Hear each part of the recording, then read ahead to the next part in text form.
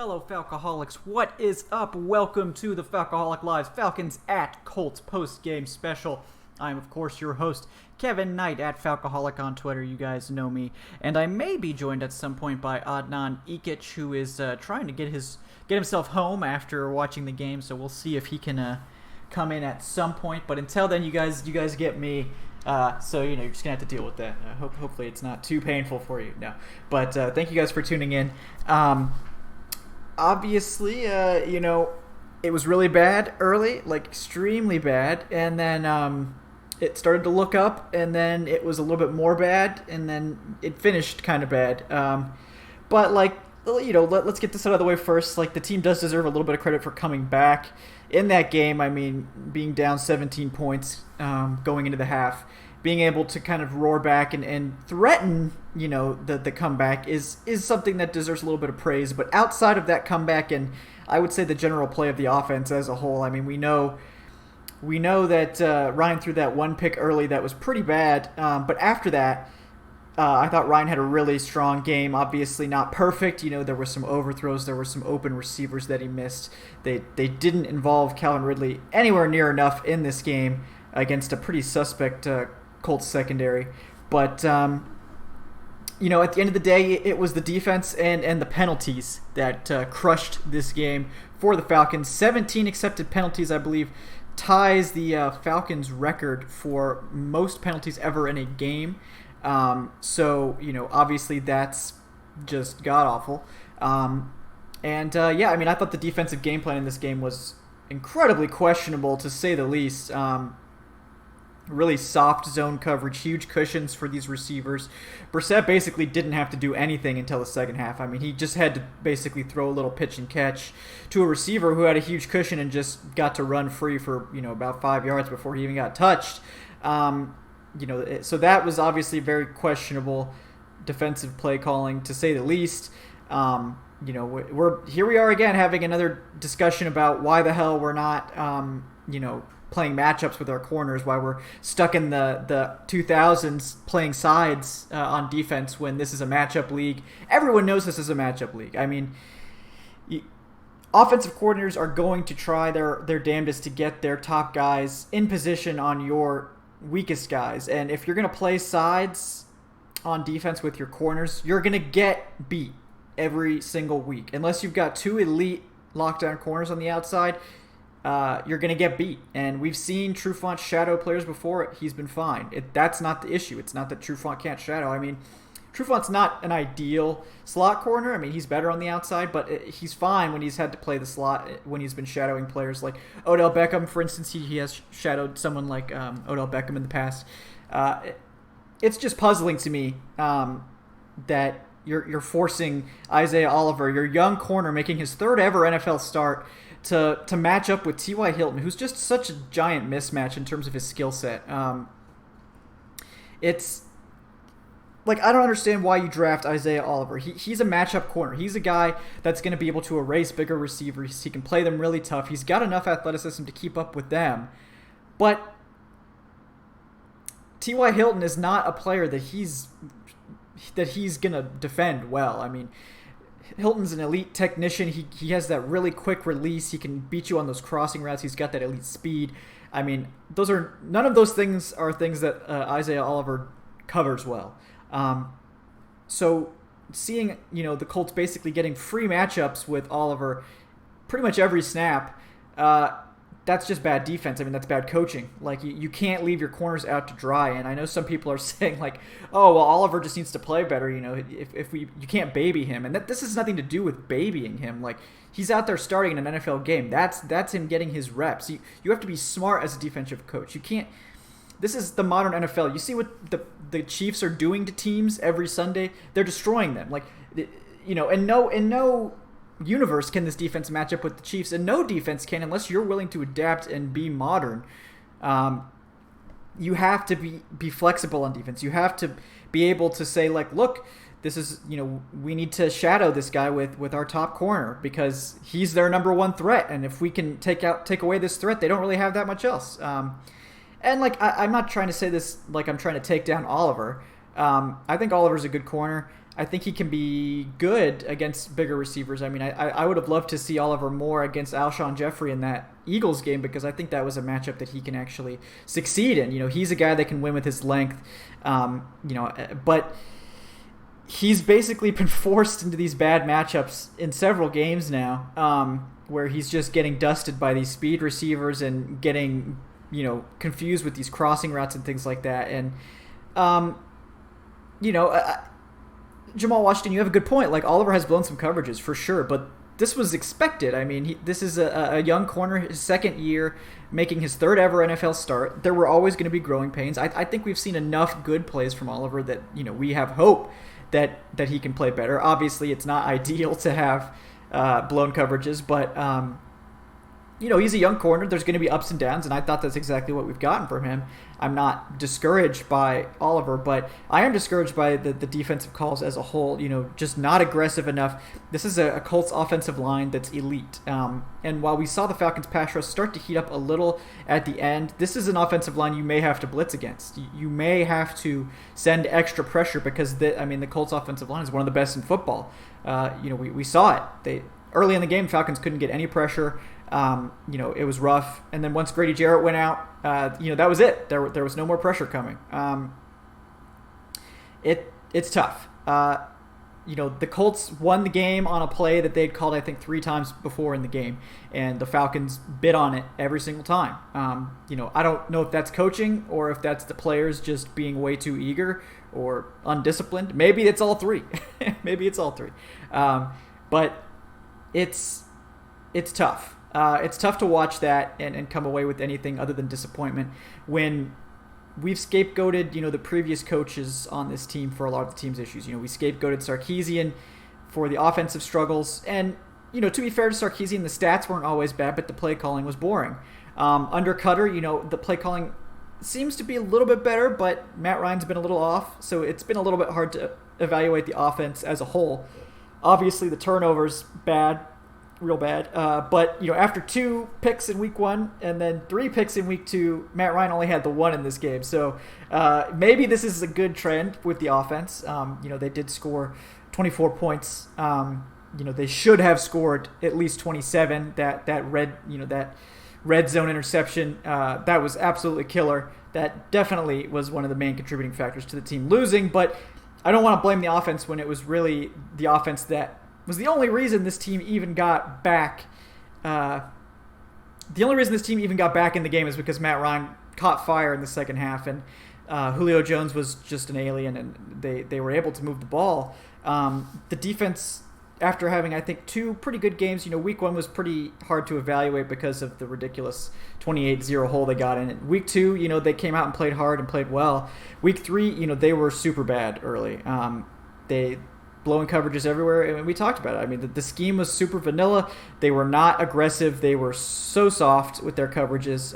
It looked like they didn't have any respect at all for Brissett in the passing game, which, they weren't a very good passing game over the first 2 weeks, but they were good enough to win games. And treating Brissett like he's some kind of joke at quarterback, and you can afford to give these receivers huge cushions, and you don't have to rush extra players, and you're just going to sit back and do whatever you want and be able to win that way. That's a bad strategy. It's bad. It's a bad strategy. You can't win games like that. This is the NFL. You can't disrespect quarterbacks like that. That's not going to be a winning strategy for you. You have to treat the opposing offense as better than they are, or you're going to get what we saw, which was this team came out looking like they were going to steamroll this offense, and they got shit on for 2.5, 3 quarters of this game.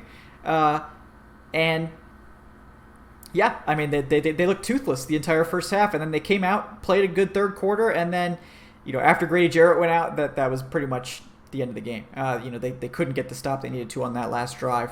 And then that drive before that, it was, 3 penalties, 4 third down conversions allowed on that Colts touchdown drives. Completely undisciplined, bad football. And it's sad because in between those third downs, the defense made the plays they needed to make, and then they had stupid mistakes on the third downs that kept the Colts alive. They had a lot of offensive penalties too. and Matt Ryan was able to get them out of a lot of those, but you can't depend on that. Against a better defense, you're going to get destroyed. And it was just bad football for at least half of that game.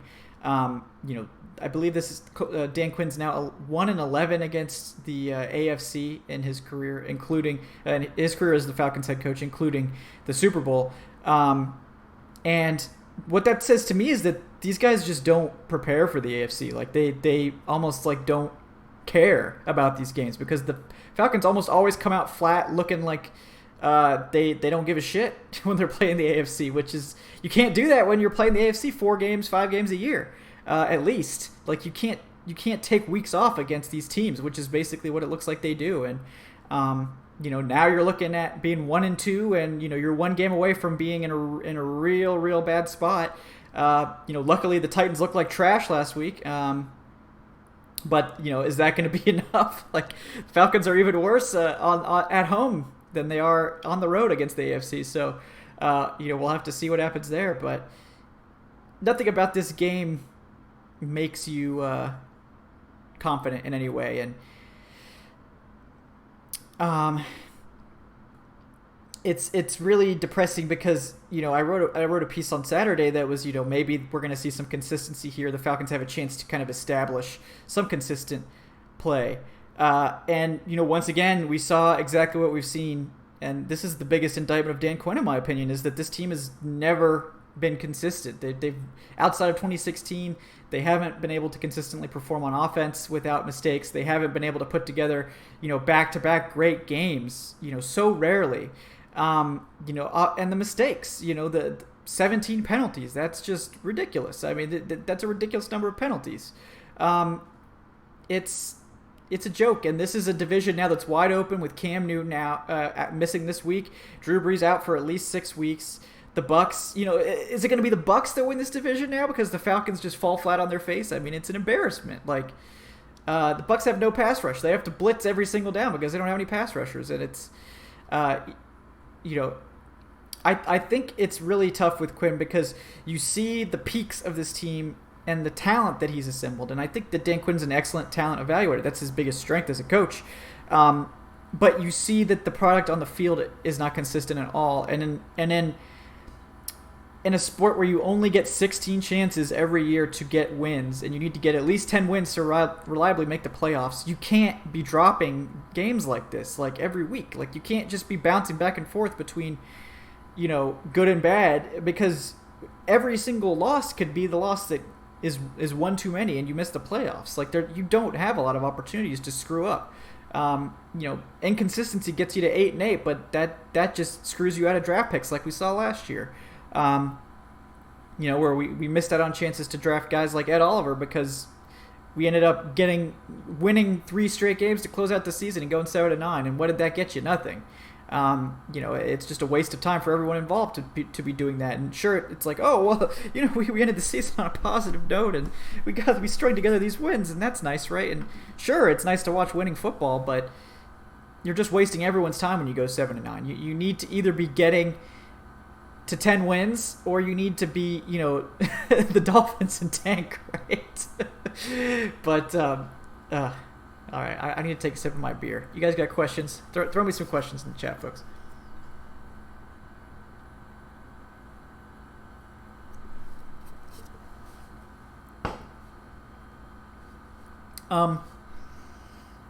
Yeah, I mean, I'm not really gonna bust up the offense for this game because I do think the offense had a rough first half, but came back and brought the team back. Committing 1 turnover is not the end of the world, especially against good defenses. I mean, the Colts are like a league average defense, so it's not like they're pushovers, but they were down arguably their best player with Darius Leonard, and they lost players throughout the game, and this is a team that we should have taken advantage of, and we did, to an extent, but there are certainly some questionable decisions on offense. I mean, the emphasis on getting Luke Stalker the ball is just strange, to say the least. I mean, Cutter seems to really want to use 2 tight end sets, and they need to just scrap that shit. That is an embarrassment. We don't need to be emphasizing Luke Stalker when 11 personnel is our bread and butter. Like, every time they're not running 11 personnel, they're shooting themselves in the foot. I guess 3rd and 1, you're trying to hammer in, a 1 yard run for a first down. Okay, like you can run 2 tight ends there, that's fine. But this team should be rarely getting out of 11 personnel. You pay all this money for Mohamed Sanu to be your 3rd receiver.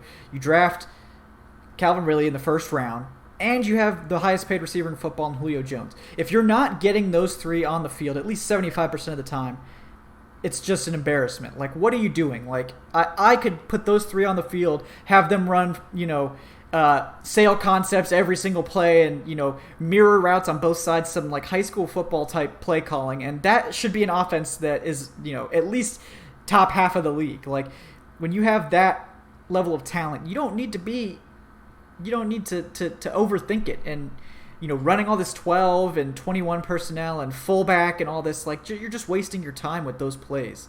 You need to be getting your receivers out there and chucking the ball to them every play.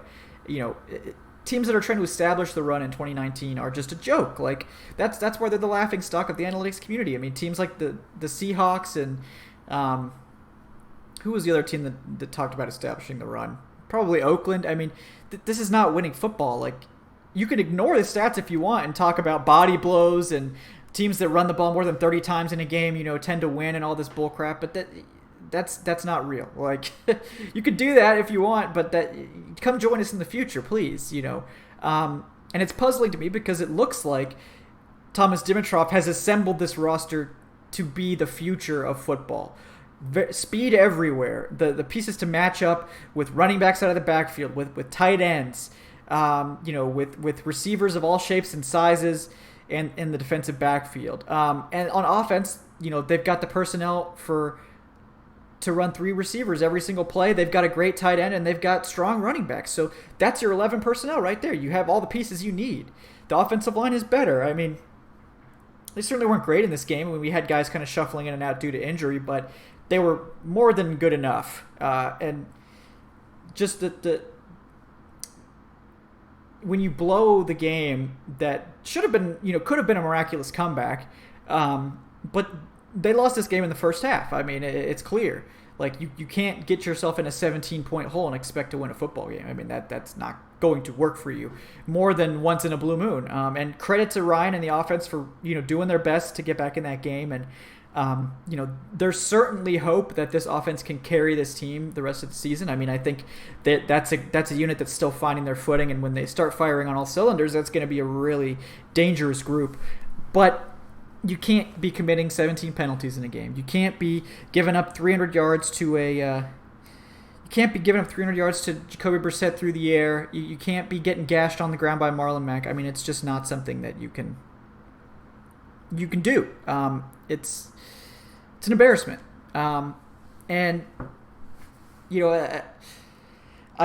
It's tough to say because I think a lot of us do think that the talent is here for this team to be a contender every single year. Tyler Russell, that they can't get Jalen Ramsey. There's no way to make that trade work ever. And I'm not trying to like dish on you or anything, but they don't have the draft resources to make it work. Apparently, the Jaguars turned down a first, second, and a player for Ramsey.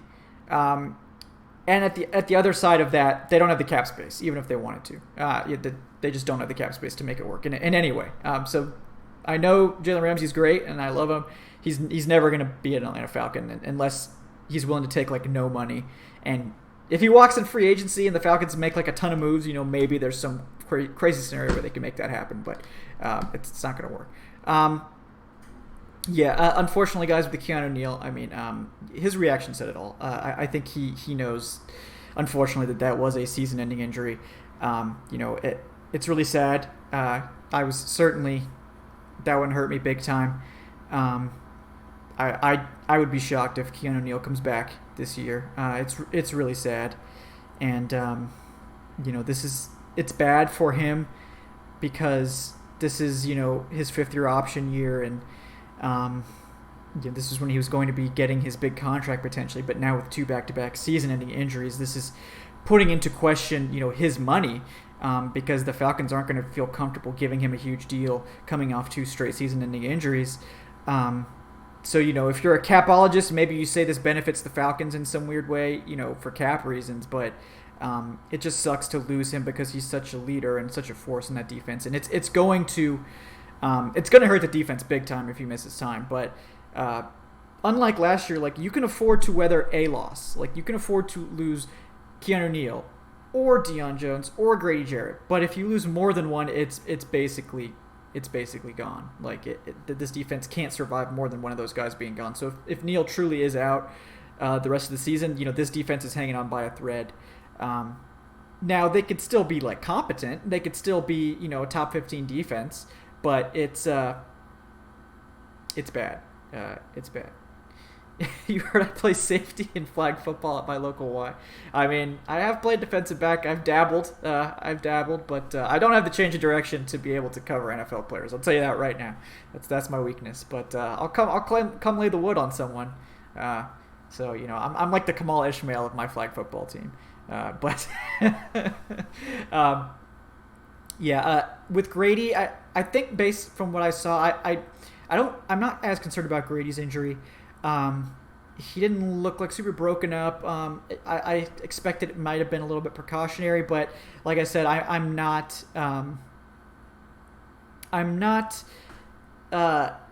comfortable making any predictions about his injury. But something is telling me it's nowhere near as serious as Keanu's. But it's something to monitor this week. But yeah, it's a tough loss. You have to like that they did manage to pull it back and not get absolutely embarrassed again. But at the end of the day, what do we know about this team? Like I'm just so confused. Like we've seen, we've seen like 3 quarters. Well, wait, I got to do the math here. There's been 12 total quarters of football. So we've seen like 6 quarters of good football and 6 quarters of really awful football. So like, what is this team, right? Like, I don't know. Do you guys know? Like, somebody fill me in. It's week 3, and I think there's more questions than answers. Tack did go back in, Soler, to answer your question. Tack did go back in.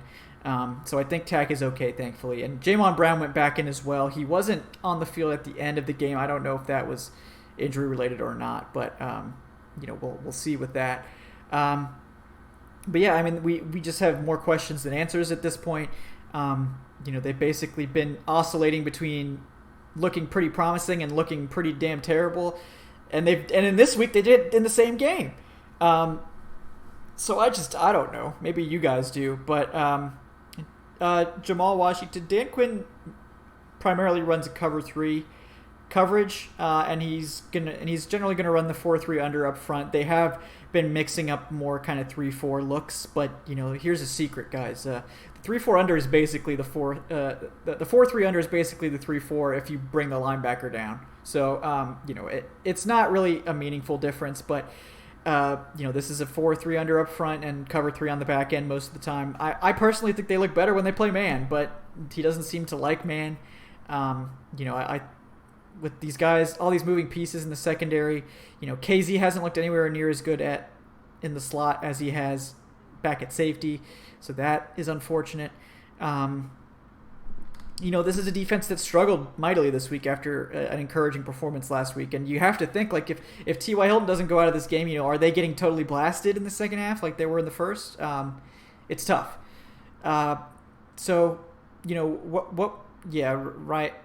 Ryan. Sorry.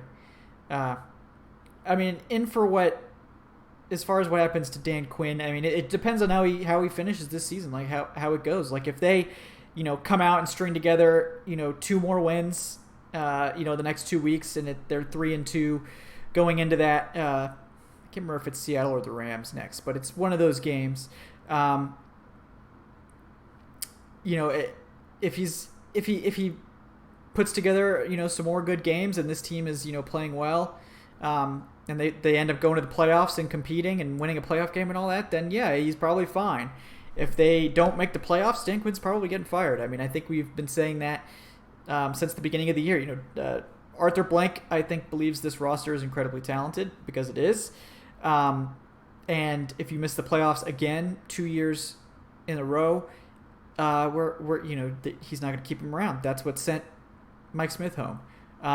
That's the standard that blank has, is you can miss the playoffs once. You can miss the playoffs every now and again. That's okay. But if you miss it twice in a row with the talent we have, this is not a rebuilding team. This is not a team that's bad or shouldn't be bad. You can't do that. You have to win games. You have to get to the playoffs. You have to win playoff games. I mean, I know a lot of fans, think that the only measure of success is a Super Bowl victory, and that's fine. You can think that if you want, but the real measure of success in terms of is it a successful season, because only one team wins the Super Bowl every single year, and if you're trying to tell me that only one team is successful every year, that's just not a good standard to evaluate your team by. You're going to be disappointed, almost every single year if that's your standard, and that's no way to evaluate your team. So the real standard is, can you make the playoffs and can you win a playoff game, at least one? And if they can do that, that's a successful season in my book. Look good in the playoffs, win a playoff game, and compete. Be a serious contender. And they have the pieces to do that. Do they have the coaching staff? I mean, that's to be decided, in my opinion.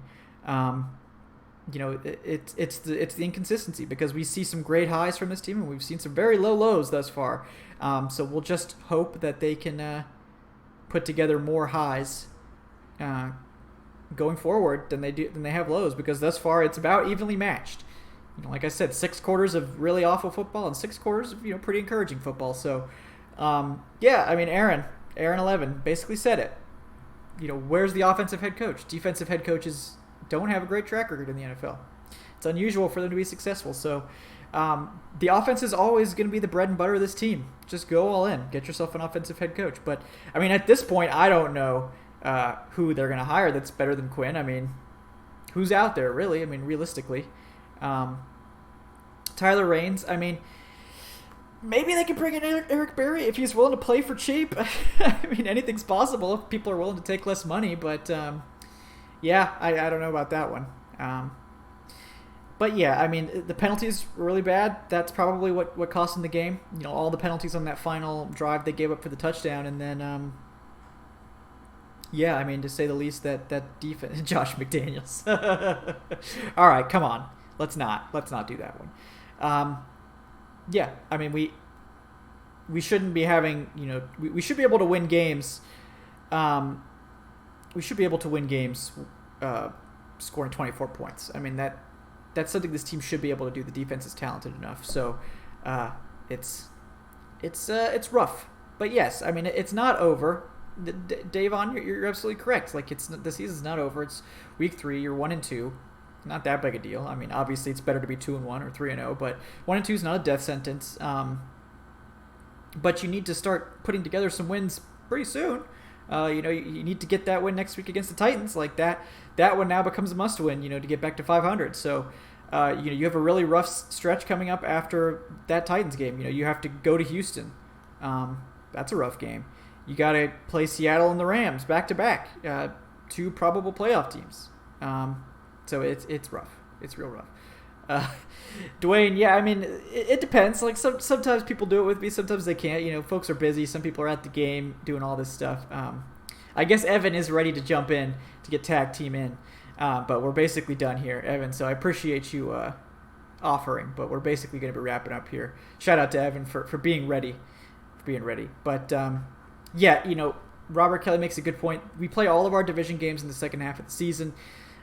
Those games are going to be key, like they are every year. Lil Rebel, why only 2 throws to Ridley? Obviously because Dirk Cutter hates my fantasy team. I think that's the only real reason there. But 2 targets for Ridley and 5 targets for Stalker. Get Stalker off the goddamn field. He's been an embarrassment. Can't run his routes in the right place. Gets blown up on blocks. Look, we just need to cut our losses with Stalker. You can mix him in now and then, but making a 2 tight end set your base, which is what it looked like in this game, that's just ridiculous. That's a fireable offense in my opinion when you have arguably the best wide receiver trio in football. What's the point of getting those guys if you're going to run 2 tight end sets? So, get out of here with that, Dirk Cutter. Get out of here with that. Bad stuff there. Still early. We've seen 50% bad and 50% good from this team. So next week is big, obviously. We need to see more we need to see more good. We need to see more good than bad, or this team's not going to be a contender. So, lots of room to go. The offense. The good news, I think, has been the offense. I think has been steadily improving every game. They've done this the past several years. So we will see. We will see what happens next week. The Titans are a team with a pretty good defense, but that offense has been horrible. So, can this defense do anything against them? Can we keep scoring? Can we get it going? So that's what we're looking for next week. But otherwise, guys, it's gonna about wrap it up for me today. I appreciate y'all tuning in for a little bit of venting here. Like I said, my name is Kevin. I'm at Falcoholic Kevin on Twitter. We'll be back Wednesday night to break down this game. Unfortunately, I will have to watch the game again so we can break it down in detail. So we'll be doing that Wednesday night. And then again, next week we'll be back for another post-game special. Always fun to break down the game with you guys, answer your questions, and just hang out. Helps me process the game, helps me get stuff off my chest. That helps me relax, and I hope it helps you guys too. So we appreciate all of you for tuning in. Like I said, Wednesday night, if you guys just watch the post games, definitely check out the Wednesday games. We break it down a little bit more in depth, and that's always a fun show. And then if you don't mind, guys, definitely throw the show a like. And then if you haven't subscribed yet to the channel, please do. We are up over 800 subscribers, and that's awesome, guys. Thank you so much for your love. I'm looking into Patreon for the show. So if you guys know what Patreon is, it's a way for you guys to donate and stuff like that for the show, because I really do want to keep the channel ad free. I detest ads. I know you guys probably do as well. So I'm exploring the Patreon option as a way to keep the channel ad free. So if you guys have ideas for like what you might want as like Patreon rewards, tweet those at us at Falcoholic Live. I'm willing to listen to reasonable demands for your hard given donations. We'll keep you guys updated on that. But thank you guys for tuning in. We appreciate the commentary and the chat. And I will see you guys on Wednesday night. Until then, of course, I'm Kevin, at Falcoholic Kevin. Check the site out for that post-game coverage. Go vent with your fellow fans in the comments. But be careful, they do get to be a bit of a cesspool after losses. So you've been warned. Until next time, guys, I will see you on Wednesday night, 8:10 p.m. Eastern. Have a great weekend. Enjoy the rest of your football Sunday. And hopefully the games you watch after this will be much more entertaining, and we can hopefully see some a Saints loss would be nice. I would enjoy that. All right, guys. Have a great night.